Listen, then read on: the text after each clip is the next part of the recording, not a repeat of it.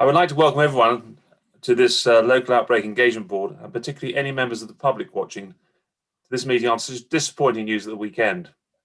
I'm Hal Bulliston, Executive Portfolio Holder for Public Health and Community Wellbeing, Leisure and Culture. I'm chairing the meeting this evening. I'll be assisted by James Townsend as clerk for the meeting and by Kevin Griffin, who is the Zoom host. I will now ask James Townsend to display some reminders about how we conduct meetings via Zoom. In addition to these points, if it becomes necessary for members to telephone into the meeting, you will not be able to signal to speak. So once everyone who has raised a Zoom hand has spoken, the chair will ask anyone who has telephoned in to speak in order. Any voting necessary will be done by show of physical hands. If we need to adjourn the meeting for any reason, then the chairman will advise the board of the revised time and date of the meeting. If it is a short adjournment, you'll be able to rejoin the Zoom meeting. Otherwise, a fresh appointment will be sent. Do members have any questions about the way in which this meeting will be conducted? Okay, in that case, do we have any apologies? We have apologies from Matt Pierce. Thank you. Minutes of the last meeting. Do members have any comments, any errors in them? No, I don't see any hands up. I therefore accept those and get them signed. Do members have any declarations of interest? I see none. In which case, I'll ask Meriden Preachy, who's the Director of Public Health for Berkshire West, to do the situational report and incidents.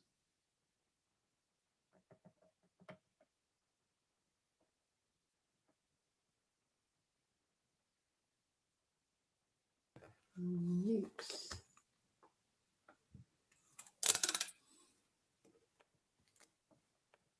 I'll get rid of that. I'm just trying to get the slideshow. How do I get rid of that black screen?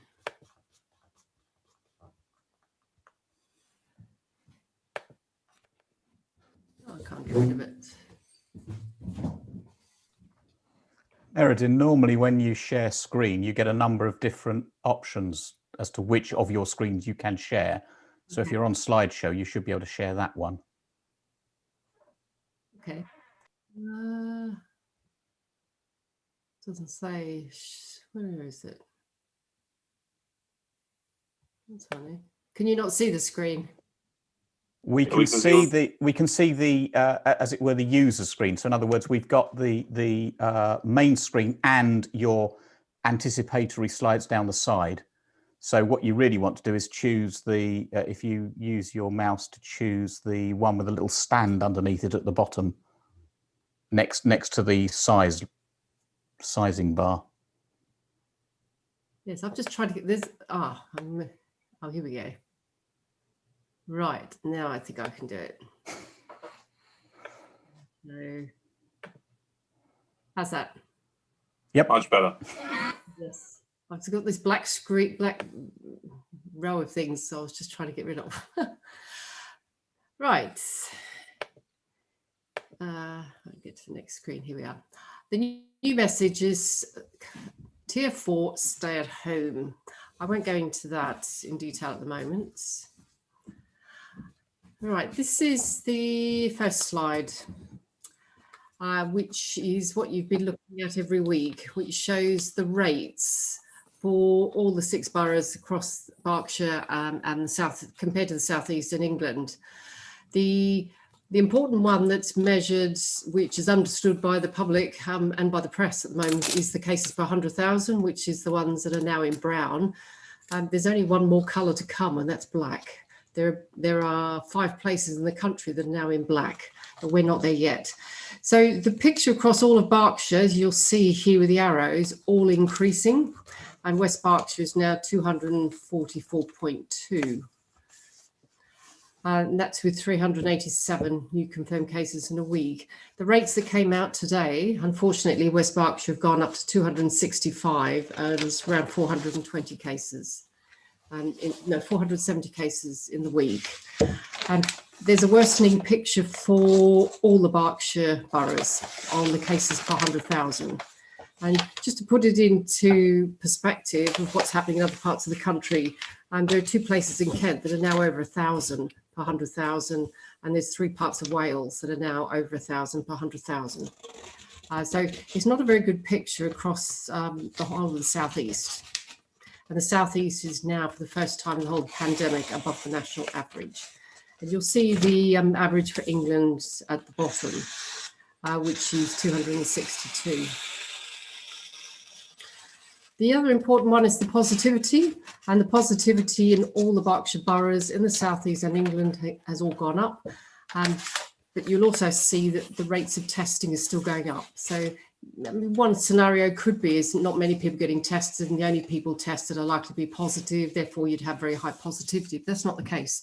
Many more people are getting tested and the positivity is still going up. So West Berkshire is now at 9.3. Wasn't that long ago, it was at 2 or 3.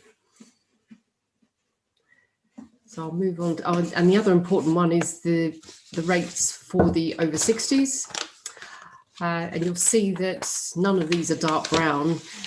So even though the rates are not good, and they're pretty much all going up apart from a slight decrease, I think it's Reading. This is the big indication of what's happening in what will turn into hospital admissions. I'll move on. This is what the picture looks like on the map, and it shows you what some of the neighbouring counties are looking like.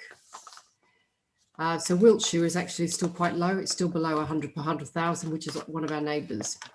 But they are going up, but on a slower basis. This is what each borough in Berkshire looks like. And you'll see for West Berkshire, the lockdown did work. It was coming down quite significantly, then all of a sudden sort of shot up, increased. And it's quite a steep curve.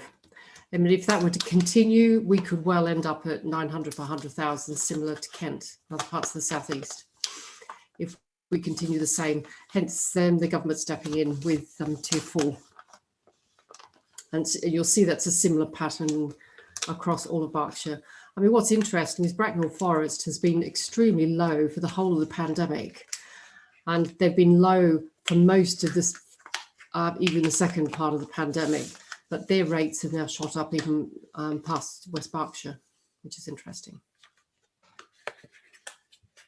So this is what the picture looks like on age groups.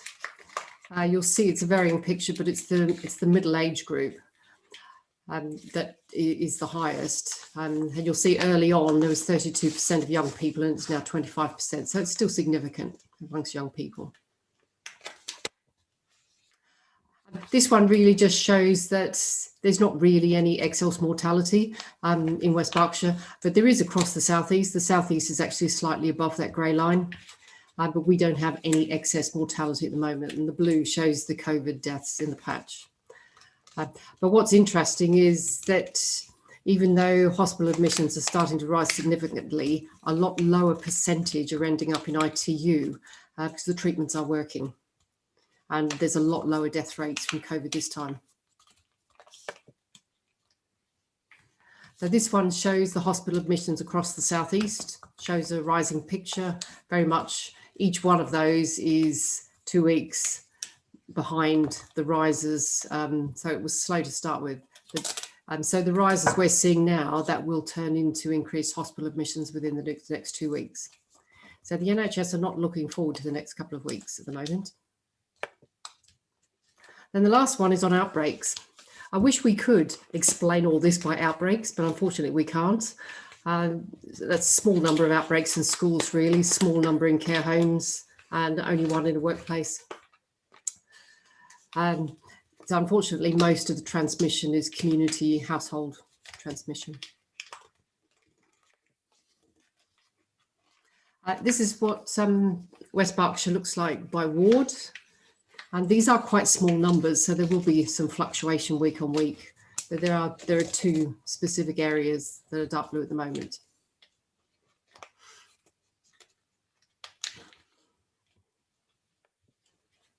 And this is just a summary.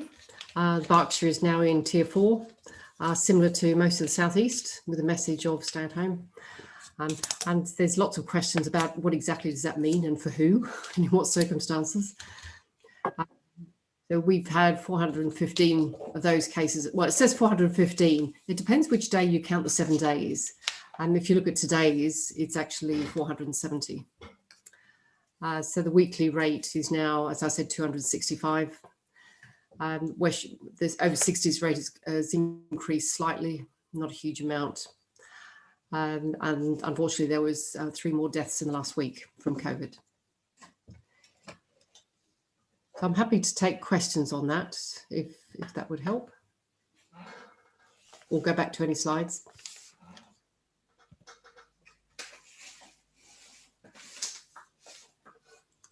That one. Can't see any hands up here. Councillor Oh, Willis. so I can. Sorry, no, I can. Yep. Councillor Doherty. Thank you. Thank you. I was going to say there's a couple of hands up in there. Yeah. Thanks for that useful update. I was actually going to say in the minutes what a difference 2 weeks can make, because I think the case rate in the minutes that we just looked at was 50 per 100,000. So I've got a number of questions, Meriden, if I can just ask and take you through them. The slide that you put up on age groups, our age groups seem to be relatively stable in the number of cases in each age group. Just looking at, because I know there's been a lot of conversations around having outbreaks in schools, etc. And I just wondered around the under 18s has actually gone down in the last period that we're looking at, and if you had any thoughts around that. So that was one. Do you want me to do them one at a time, and then I'll give you a chance to answer and come back? Okay, sure. Yes, I think, there's another way of cutting it. That one looked at 40 to 85. But in actual fact, if you look at under 60s, that's where the vast, and look at the heat map, it's basically purple on the under 60s and a light colour on over 60s. Okay. So the biggest is really it's the 40 to 60 age group, which is now the biggest. And the under 18s has gone down, and then around the 25-year-olds has stayed about the same. Thank you. That's really interesting, because I think there's sometimes sort of misconceptions out in the community, and that sort of slide shows where the evidence is. So that's really useful. Thank you. The other thing I was just going to ask about was on the area map where we look at different wards. Obviously, there's a couple of dark blues there, and I just wondered if there was any correlation between those dark blue areas and any of the outbreaks as well. So just around, I suppose it's evidence that this is community transmission as opposed to outbreak transmission. So have you looked at that with those dark blue areas as to if there's anything specific happening in those particular areas that we're aware of? I think I might ask April if she might help with this one, because I know there's been some deep dives on some of these. April, could you help on that one? I can't give you much more sort of detail around that than I think Meriden's already said. I can't give you sort of a reason really for why we've got a higher cases there, but that is something that we are looking into, and we have our surveillance cell twice a week. So it's something I can raise again tomorrow morning. We can try and see if we can dig into the data a bit more around that. Thanks, April. Just on those two dark blue ones, what it's saying to me is it is community transmission as opposed to a particular outbreak or anything. But just if I can get confirmation of that, it would be appreciated. Thank you. Absolutely. There isn't one large school outbreak that would help suggest that there's 50 or 100 cases just in one area. Unfortunately, it'd be a lot easier to manage if there was. Yeah. Okay. Thank you. Moving on to Councillor Masters. Thank you, Chairman. Thank you, Meriden. Just a quick point about the capacity for testing locally. Over the weekend, I've had some symptoms and I was tested Thursday and thankfully negative. But I've had a lot of feedback from ward members, and there's things on social media about capacity at Newbury Showground. Do you have any feedback and numbers about throughput of numbers? Because I know a lot of people have had to drive to Swindon and on occasion Stroud, and there was a period where home testing kits weren't available. Could you clarify the position locally, please? Yeah, it's a bit frustrating when we are really keen to get people tested as soon as possible. And we have passed this message on, and there's been a bit of mystery shopping going on to find out whether Newbury really is open. And whenever there's mystery shopping, they don't have a problem. So we have passed up the message, and according to the data, it suggests that there is actually capacity. So they shouldn't really be closing supply at Newbury. So we're not really sure why, but I've sent some messages up to the DHSC to find out why. Whether there's a blip in the system, I don't know. But as far as all the data suggests, and mystery shopping is, there should be capacity. Yeah, it was.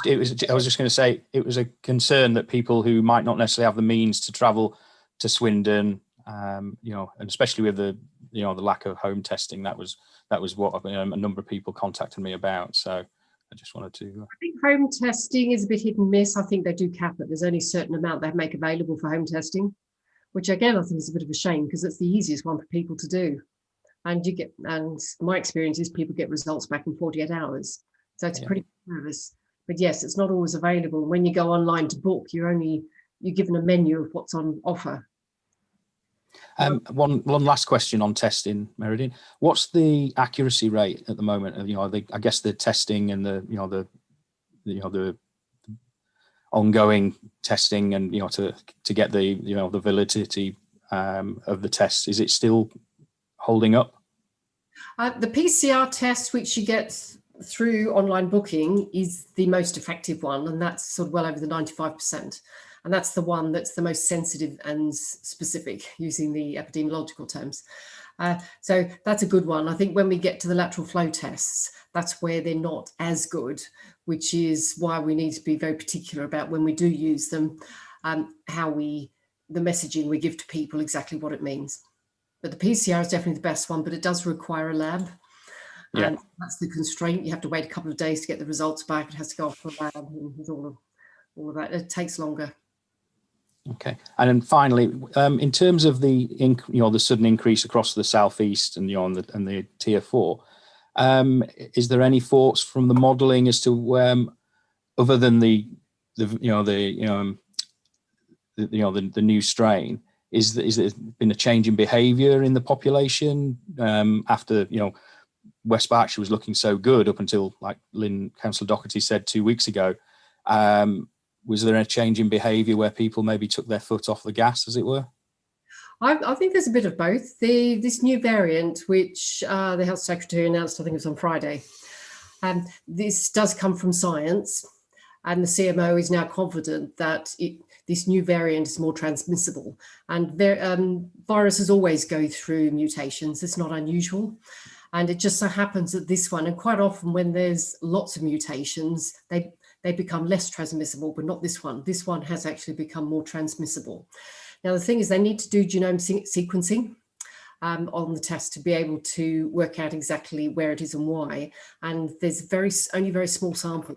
At the moment, we don't know if that particular variant is in Berkshire. We don't. And they're doing testing in various areas. Obviously, they started in Kent and in Medway in particular, because Medway's numbers were skyrocketing, and they did a deep dive and they couldn't find any outbreak or particular age group or particular reason why. And that's when they started doing the sequencing testing, and that's when they found the variant. So that's one answer, but it's still, whether it's a more transmissible or not, it's transmitted exactly the same way. There's no change in the way the virus is transmitted. And they're not changing any of the guidance on the 2 meters or the 15-minute contact with people. They're not changing any of it's transmissible through speaking, singing, all of that. It's still about keeping a distance. And the message, I think what's happening is, I think people have taken their foot off the pedal in terms of being really particular every day, every minute, which is what it takes. Keeping away from people, making sure when you go shopping, you do your cleaning, you wear your mask, you keep away from people, you don't talk to anybody. It's very easy just to not do it all the time, I think. So I think people are getting tired of it. I think that's a generic. And all of that added up together is why we've got these new tiers, I think, is, if people are not able to do very strictly these measures, then unfortunately the virus is going to spread out of control, which is what it has done. So I think it's all of that. It's all of it. And, I've been saying that the message is right since March. Treat everybody as if they've got the virus, whether they've got symptoms or not. And I think we've got to do that even more so now.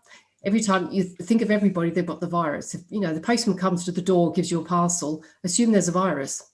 He's got it and it's on the box. So when you touch it, you wash your hands.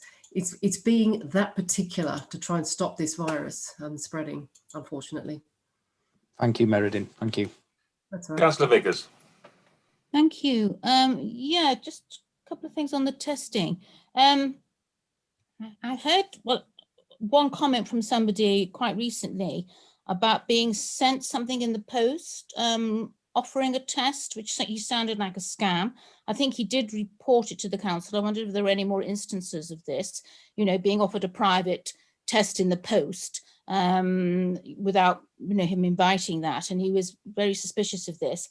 And also, really, I was going to raise the issue you just referred to, that I've heard of people who've been going to a small meeting and they've decided to get themselves tested and then found without any symptoms, and then found that they were positive. So this sort of pushing it out to people that you don't have to have any symptoms to be carrying it. You might yourself remain symptomless, but you could pass it on to somebody very vulnerable. So I don't know that people have got that message that they could be passing it on, although they feel perfectly well themselves. And also I've had quite a lot of several people asking about the vaccine. Will they be able to get it through their local GP? What's the situation about the vaccine? Yeah. Okay, well, there's three questions there.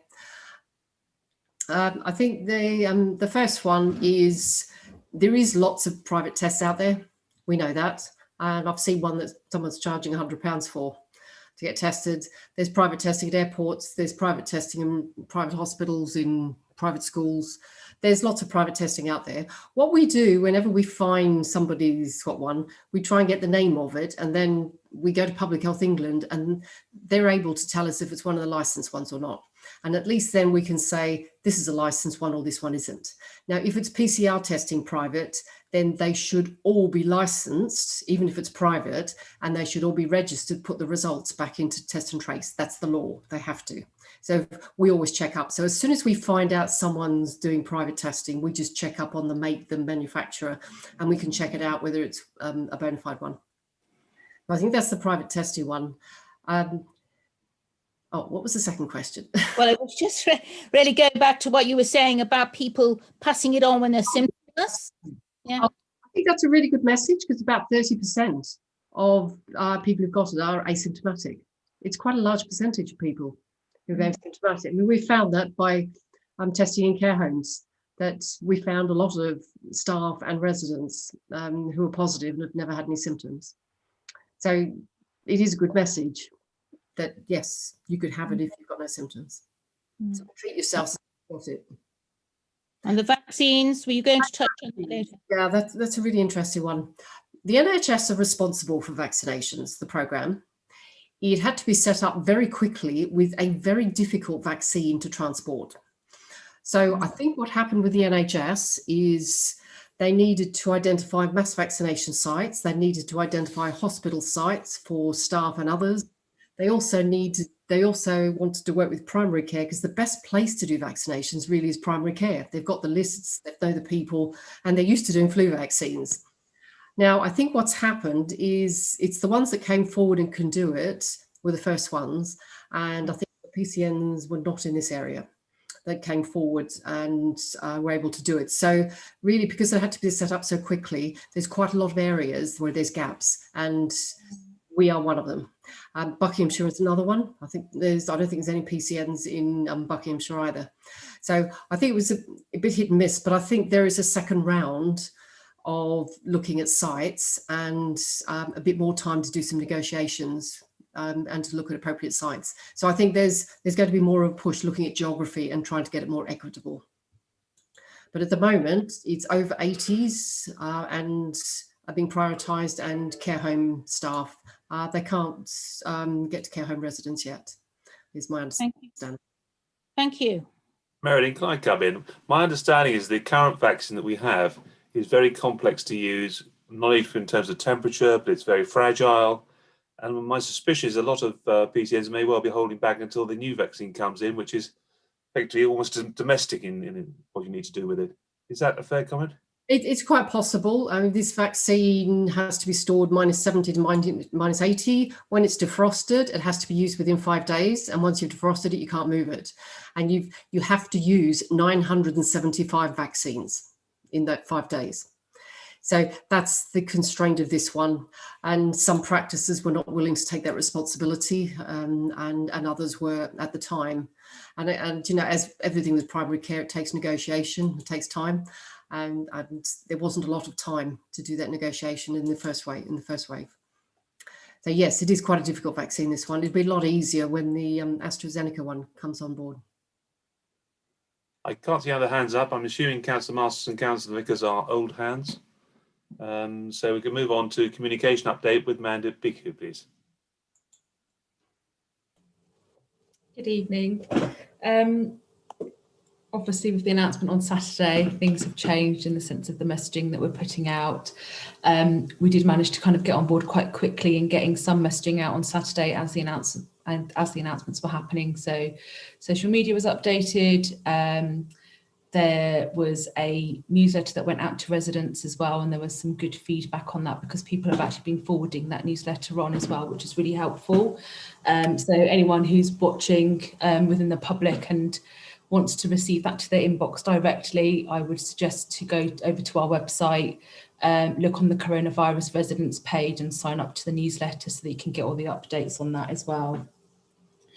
And then obviously today's kind of been a busy day in trying to get all of our messaging out as well.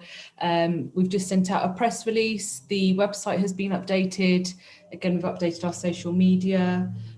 We've also sent out another newsletter today, which has got some more information in there about the criteria about Tier 4 as to where we stand. We have also been working and looking at some of the kind of key questions that have been coming up on social media for us that people are asking out in the public. So a lot of that's going to be about Christmas, about the support bubbles and about childcare bubbles. So we have been working on looking at all of the rules and regulations about that. And we have put together a couple of posters that literally have been done sort of in the last couple of hours. And we will be sending those out and putting them up on our website as well for everybody to have a look at. It probably doesn't cover everything, but it covers some of the main questions I think that people are asking that we can certainly pick up from social media. And we have also amended our sort of Stay Safe at Christmas poster as well to focus more on the kind of the criteria within Tier 4 that we're in at the moment. We have also picked up about the scams that was mentioned earlier. We have seen a post that's been put up. Some people have received a leaflet through the door about a particular test that they can get for. So we are just looking at some of the messaging around that, and we can put something up. There is also a couple of videos that we have kind of put together with others across Berkshire, and our leaders have put some videos together as well, so we can get those up on YouTube and link them to our social media and to our newsletter as well. And then just picking up some of the points that people have raised today actually on this meeting, you know, about it being very much more thinking that, you know, it's everywhere, and to be certainly much more careful thinking about the distancing and wearing the mask and washing your hands, etc. So we are looking at all of those, and we're also updating things with the community support hub as well, and giving them enough information they can put out as well. So at the moment, that's everything that's kind of focusing on comms, trying to keep up to date with the messaging as it keeps changing. Thank you, Mandip. I can't see any blue. Oh, I do now. Councillor Zoghti. I was just going to thank Mandip and the PR team, because I know last week they did an awful lot of work on and making the announcement around us moving to Tier 3 on the 19th. And I know Matt and I did a live Facebook session on Friday where we were asked lots and lots of different questions about being in Tier 3. Obviously, the turnaround has been so fast that everybody's worked over the weekend, and I'd like to thank them for that, just showing that I think we had 63,000 people have opened our email news bulletin. I think it's a really effective way of getting that information out to the community. So to thank everybody on the team really for doing it. And I know again today how hard you've all been working to get those messages out. And I've just seen the bulletins arrived in my email box. So I just appreciate that and like to say thank you to Mandip and the team. Thank you. Councillor Bridgman. Yeah, just to add to what Mandip said, that there's also been work going on today to ensure that the care home visiting guidance is up to date, takes into account Tier 4. In fact, there isn't going to be any real difference between the previous iteration of the guidance and the latest one, because we had not got to the point of using lateral flow testing in order to try to clear visitors to meet their loved ones in a care home.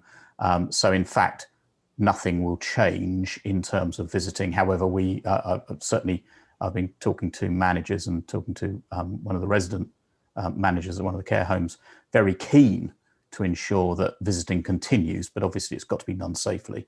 So everything is being put in place around that to ensure that we can get visitors in to see their relations over the period, as long as that is a care home which doesn't have an outbreak. Of course, that is just the West Berkshire care homes. What the other care homes in the private market will do is very much a matter for them, but I suspect they follow our lead to some extent. We shall see what happens. Can't see any more blue hands up, so we'll move on. We were fortunate enough a few weeks ago to have the head teacher of Trinity School coming to explain the issues for the education sector. And Karen Dawson, who's the operations director of the Vineyard Hotel, has kindly agreed to join us today. I'm sure you prepared something last week, which is completely out of date now, but you're very welcome. Well, thank you for inviting us. Andrew, the MD, Andrew Mackenzie, was unable to attend, so I put my hand up in his place. So here we are. I've just put, there's so much to say, really. So I've just tried to pull a few things together. But as you say, I'm the ops director for the Vineyard Group. And we have 3 hotels, 2 of which are in Newbury, Donington Valley, the Vineyard, as you know, 1 in Bedford, which again is as affected as we are. Then we have the 2 golf courses in Newbury, 1 at Donington and then Deanwood Park close to the Vineyard. So, a lot of staff involved and, a lot of guests coming through our doors on a normal basis. COVID has just been devastating for us as a group across all the sites, and continues to be challenging every day, especially this week. It's changed, a number of times in the last 7 days, as it has for everyone else. Hospitality industry, has taken a huge blow. And again, this week, with the Tier 4 closure, we've had to completely close. On Saturday when we closed, thinking we were in Tier 3, we were hoping to leave the spa open and keep our membership running, keep the direct debit going, keep a little bit of revenue coming in at Donington. And then Saturday afternoon, as you know, we go into Tier 4 and everything changes again. So it's very fast. So many things have impacted us. As I say, it's difficult to consolidate it into a brief update. The major impact is the huge loss of revenue that we've had across the board. But also one of the biggest challenges has been understanding and adapting to the changes and rules and regulations, which is just so confusing. Your comms lady will appreciate the difficulty. We closed, as everyone else did, in March for the 3 months. The Vineyard Hotel opened first on the 4th of July, being a bit smaller than Donington. Donington opened on the 24th. And the golf courses obviously opened a bit before that, which was useful. And there were a number of steps and protocols that we've had to introduce to ensure we provide a safe and secure and welcoming, hospitable environment for our teams and for our guests. And at the end of the day, we are a hotel and we try to give a good level of service, but a lot of rules and regulations around it that you're being quite firm with guests with, which for the team is very difficult. They're trying to be charming and lovely to everybody, and then they're having to tell people off in a very nice way. So some of the changes we've had to implement, obviously a full COVID policy before we opened in July, across the group, developing and outlining our position and all the steps. and commitments to our staff and our guests, and that's been on display in all the hotels. A whole new range of special risk assessments had to be created for interactions with the team and the guests, from cleaning bedrooms, to serving drinks, cleaning tables, performing a spa treatment. Those touch points with guests were just endless, and everyone needed a risk assessment. These protocols we've reviewed weekly, and then every time there's a government change, we have to relook at it again and make those changes again, train those team again. Before reopening, after the first lockdown, all the team, all the properties had to come in, had to be fully trained, and I think more importantly had to be reassured that we had their safety at heart. They'd been off for 3 months on furlough, many of them not coming in. There was a small team in the properties, but many of them having nothing to do with the hotels. And then we were suddenly asking them to come back into work, into an area where there's all these guests coming in and out, and almost putting themselves at risk for our business. So a huge challenge has been keeping that team on an even keel.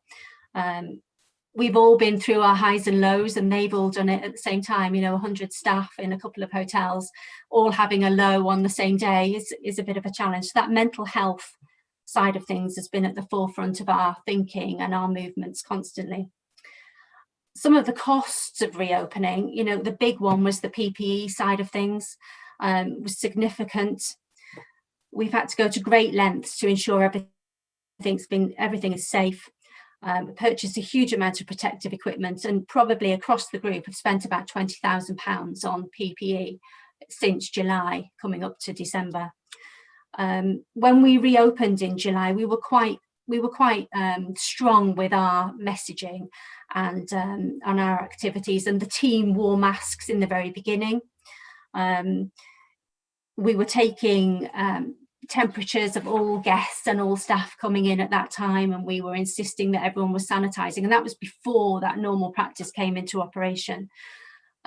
Screens obviously were placed in the customer facing areas, reception desks, bars, restaurants, entrances, spa reception, manicure tables, maintenance of a full-time job, just trying to get us COVID ready.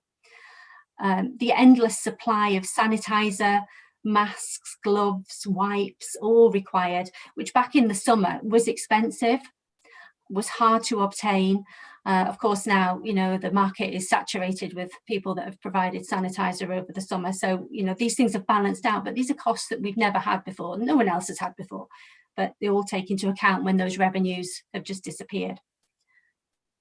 We took the decision to go a little further in some areas as well, and we actually purchased some additional measures. We bought a number of fogging machines, which are able to disinfect a guest room and guest spaces with a non-toxic biodegradable disinfectant, which works on an electrostatic basis. So our housekeepers and therapists would clean their rooms after a guest had been in there, and then we were able to fog in these rooms, allow 15 minutes, seal a bedroom, seal a treatment room, and hopefully just give the guest and the team a little bit of peace of mind, a little bit more reassurance that we were trying to do everything that we possibly could do. Things like, when, as I say, I keep going back to the revenue not being there, and you try and make all these extra savings, but we've had to put in some extra provision with staffing at the time when we could afford it.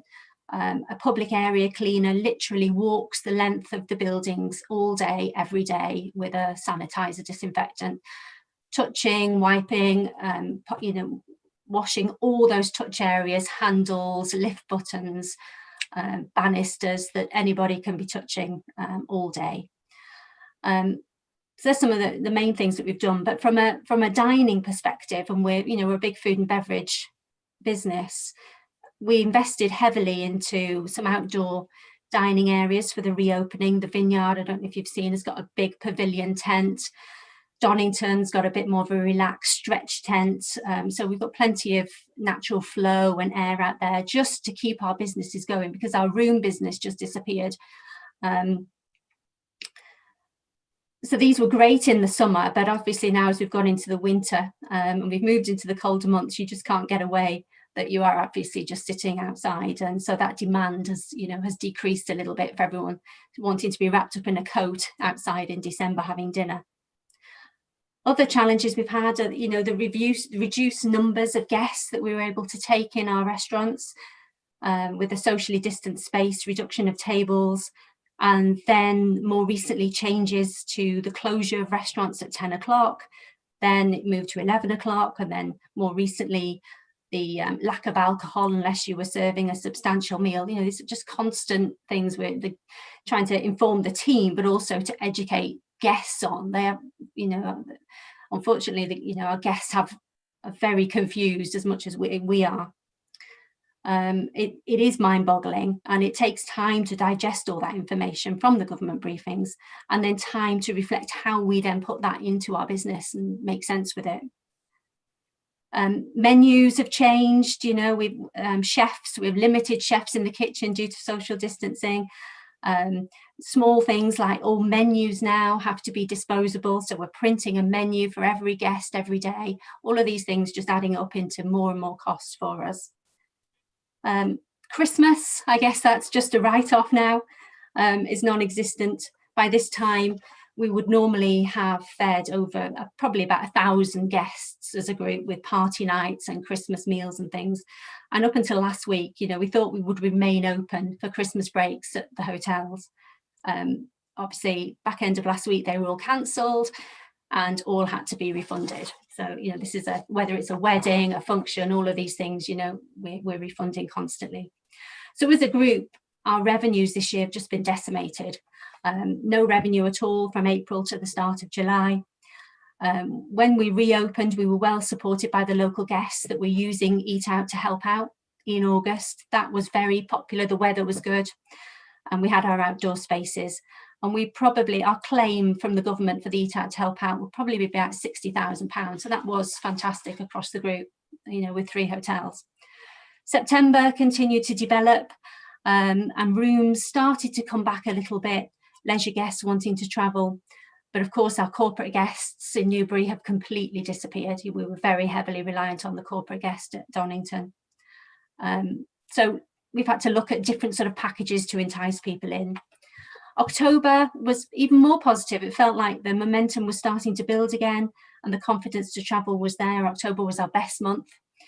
But then hence in November we closed again, and the reopening in December was very, very slow. December will be probably 75% down on previous, normal revenues. So we've got a minimum of staffing and just absolutely desperately trying to incur minimum costs and make savings everywhere. So overall, a huge deficit in revenues, all costs reviewed. And unfortunately, sadly, earlier in the year, we did make a significant number of redundancies across the hotels.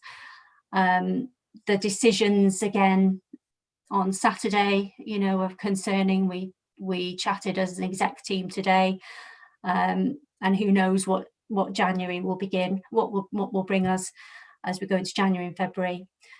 The positive is that the furlough scheme has been extended, and that is a dramatic help to hospitality. But just to put it into perspective, our current claim is probably now up to about 1.9 million for the 3, across the group for the hotels. So we're trying to be optimistic. We are where we are for the time being, and we just could do with getting Christmas out the way now and see what 2021 brings us. Hopefully a little more cheer. So it's not a great message, I'm afraid. It's not an industry I want to be involved in particularly at the moment, I have to say, but thank you very much. I've got Councillor Doherty. Thank you, Karen, for that presentation. It was really interesting and informative. I actually asked if you would come along and make the presentation, because I was really keen when I made the ask that we were able to demonstrate the COVID compliance measures that the hospitality industry had worked so hard to put in place, and the measures that you've just taken us through really show how hard that you've worked to ensure that they are COVID compliant. My thinking behind it was to reassure people to come back into the industry and to come back and support, and the plea is to support our local businesses and make sure that when we can, we do. However, events have overtaken us, and I feel desperately sorry for the hospitality industry at this moment in time. It's a very, very difficult time for them. I'm pleased that certain schemes have helped. I'm sure there's always more that can be done, but really just to thank you and the group for what you do, and to encourage residents really that as and when our businesses are able to reopen, to make sure that, you know, if we're in the position, we do support them. So Yeah. Thank you, Karen. Oh, my pleasure. And a lot of the, you know, you will see a lot of the chefs, if you're following any of the London, you know, restaurants, a lot of us, there's so much work has gone into it that actually hospitality is probably one of the safest places to be.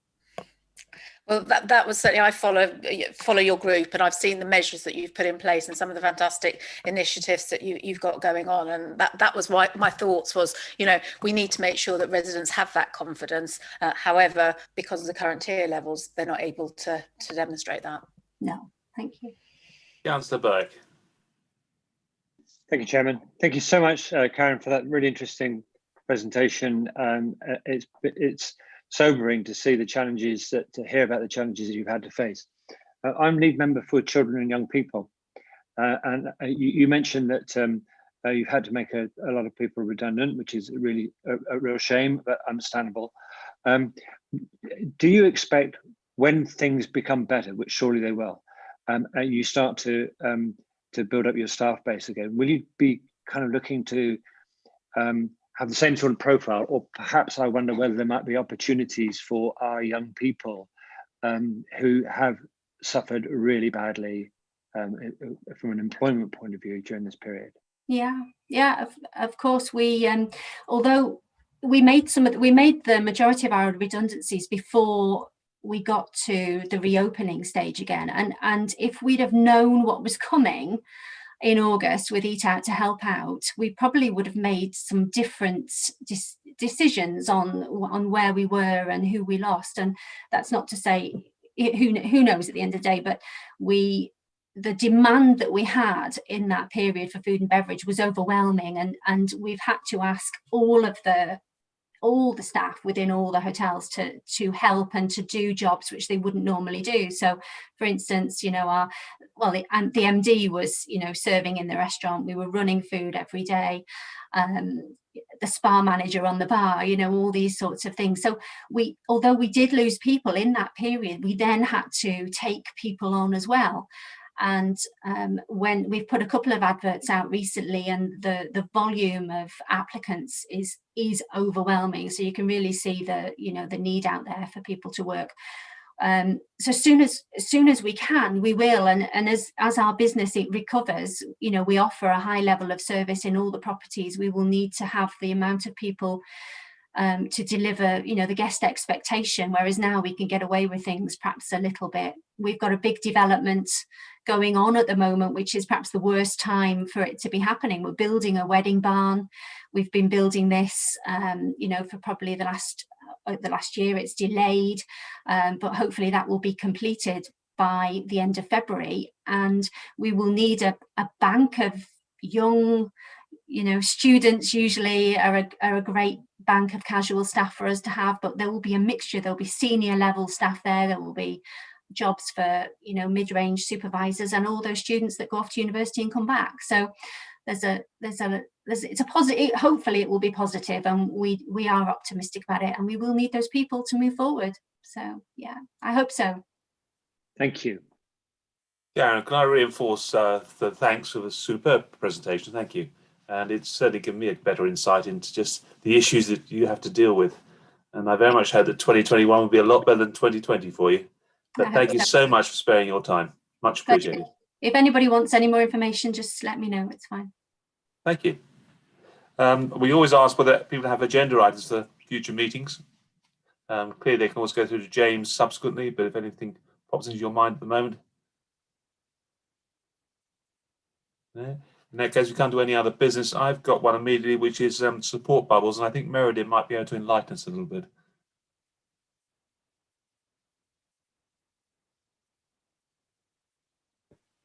Yes, of course. I mean, I've got a few notes that I can show you to help explain it, because it can be quite complex thinking about some bubbles, how they work over Christmas.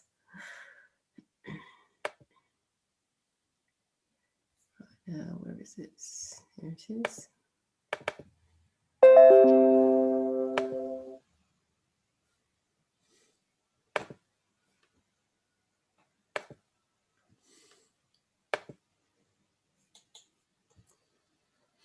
So the first one is,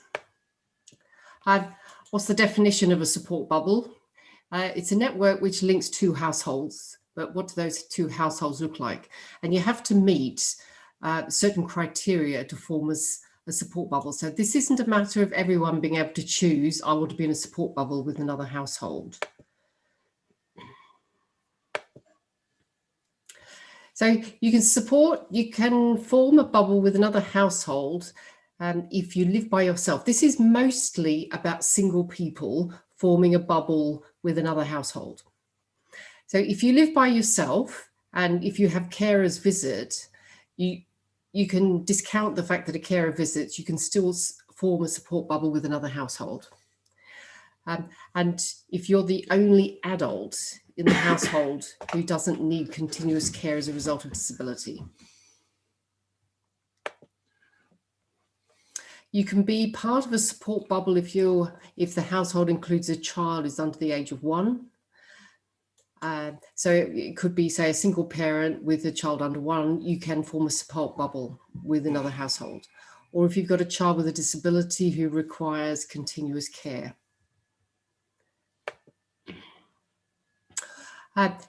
Another criteria is if you're 16 or 17 living with others of the same age and you've got no adults. So basically underage young people. Or if you're a single adult living with one or more children under 18, then you can also form a support bubble with somebody else. And this does continue in Tier 4. You can you can travel to a support bubble. You can go outside of your area. So it could be, but the recommendation is make them as local as possible. So you're not traveling too far.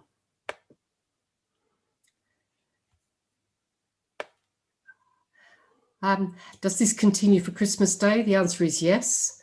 But if someone in an existing support bubble lives with someone who's in a Tier 4, they can see each other, but they cannot form a Christmas bubble with anyone else. So in other words, if you go and see someone and they're your bubble, you can't go and see anybody else.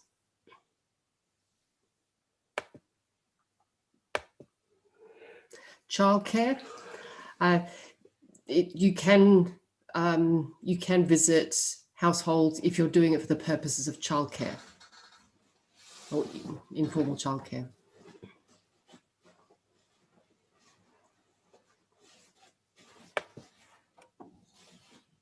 And these also continue in Tier 4.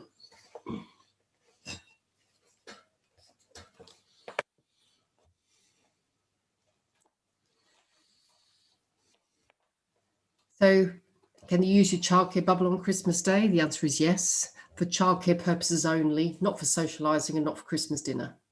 I think that's the message. So you can continue doing the childcare and what you normally do in a bubble, but not for socialising. Partner and individual are separated. Can they see both our children on Christmas Day? If you've got a child that moves between two households, the answer is yes, they can. And that's actually been the same all the way through the pandemic, where you've got a child with split parents. But it means those households cannot form a bubble with anybody else.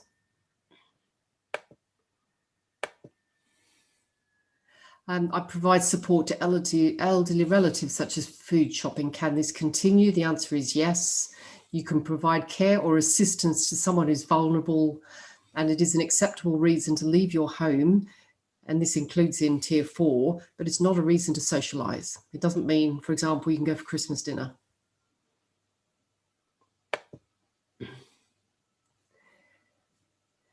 So you can leave home to visit people in your support bubble, or informal childcare, or as part of a childcare bubble, or provide care to vulnerable people, or emergency assistance, or respite care. But none of this is related to whether you can socialise on Christmas Day. So I hope that helps. What it doesn't really talk about is elderly relatives. It really doesn't go into that sort of detail. It talks a lot about childcare and single parents with children, but doesn't really talk about what about a couple and elderly relatives. And the message really is you can continue visiting vulnerable people, provide the shopping, do what you normally do, but there's nothing that suggests that you can actually socialise. And the Tier 4 restrictions have now reduced all of that, unfortunately. So are there any questions on that? I know it seems quite complex. Sorry, Councillor Doherty. No, I was just going to, well, I was just going to thank Meriden, because I think a few of us have seen quite a lot of resident inquiries coming in around support bubbles. So I think that was useful just to take people through, because I know it's a question that's come in for a lot of residents, just to ask what exactly is meant by support bubbles. So thank you, Meriden. That's right. I have to say, those of us who are putting it together had a discussion on some of these issues too. It's not straightforward. So it does take a bit of thinking through, and I can understand why it's difficult for the public. Councillor Vickers. Well, I was just going to ask. It's obviously something that you're going to need to refer to when you've got a particular question. Where is this advice? Is this accessible on the council's website, or the presentation you've just given, and possibly other comments? Are they easily accessible? Yeah, it all comes from national policy, and what we've done is just summarised it. The question is, where do you think it would be helpful? Would it be helpful to put on the website for people? And it's a bit like a Q&A, I suppose. Would that be helpful? We are, sorry, we are going to put together sort of a bit of an FAQ document anyway that we will put up on the website, and part of that obviously includes the support bubble information, and also people are interested in the advice about travelling between tiers. Obviously in Tier 4 you're not even meant to, but if you have a support who's in a different tier, people are just need to understand the advice on that as well. So we are putting together some FAQ as quickly as we possibly can, obviously with all the information coming out, most of it sort of only yesterday and today. So yeah, we will do. Thank you. Councillor Bridgman. Yeah, I was going to follow up on that point, because if you look at the government guidance, this is all in there. You've just got to be able to find it. There's a lot of it. Yes. But nevertheless, it is there, and it is accessible. I guess the question for our residents, and I've seen quite a lot of social media about, for example, we're right on the edge of Hampshire. Question, I've ordered a turkey, can I go and pick it up? Questions like that. So I do think that some FAQs, and we've had this discussion amongst members of the executive and with the chief executive and various others about getting some FAQs, as Mandip's alluded to, out in order to try to distill some of that down to the nitty gritty that affects our residents. Because there's, as I say, there's an awful lot of stuff in the government guidance, and you've got to sort of work your way through it to find the bits that affect you personally. So yeah, this is going to be a good idea to have these FAQs come up. Can't see any other blue hands up. In which case, I think that concludes all the business of this meeting. Thank you everyone for attending, and particularly members of the public. It only remains for me to wish you all as happy a Christmas as possible in the circumstances, and a healthy, COVID-free New Year.